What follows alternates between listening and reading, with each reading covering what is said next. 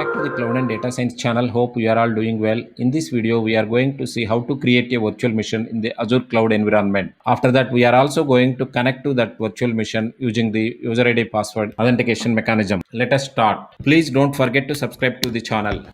Virtual machine name VM6, and VM6 looks like it is already existing. VM7, okay, and region central US region.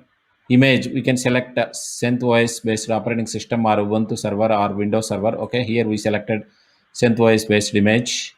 Okay, and size, here we selected 1 gig memory. Either we can standard V1s, that is 1 vCPU and 1 gig memory. If you want 3 more GB 3.5 gig memory, then standard V1 V2. Here we are selecting standard V1. Okay, authentication, password based authentication. Okay, so let us enter the username. Okay, Azure user 2 and password Azure user 2 @123. Okay, now we have entered the password. Inbound port rules, we let us keep the default port rules. Now go to the disks.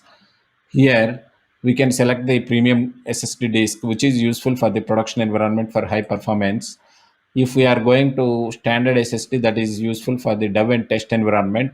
If we are using for the backup, then we can go for standard HDD. Okay, so here let us select for premium HDD, which is having high performance. Now click on the network. Okay, let us keep the default options for the network. Okay, now let us go to the management tab. Okay, click on the management, go to the advanced tab. Let us keep the default options. Tags, here we can select the name. Okay, name is VM. Okay, and this is VM6. Okay, so click on review plus create. Click on create, then deployment is in progress. Okay, now the deployment is completed. Okay, now let us connect to this virtual machine. Okay, go to the click on cloud shell. It will open the cloud shell.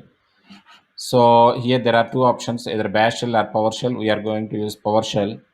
Okay, so Azure user SSH. Okay, SSH Azure user 2. So we are going to connect using the SSH Azure user 2 at the rate of IP address, a public IP of that virtual machine. This is the public IP of that virtual machine. Okay, say yes, are you sure you want to connect? Now let us enter the password that we have used while creating the virtual machine, that is Azure user 2 @123.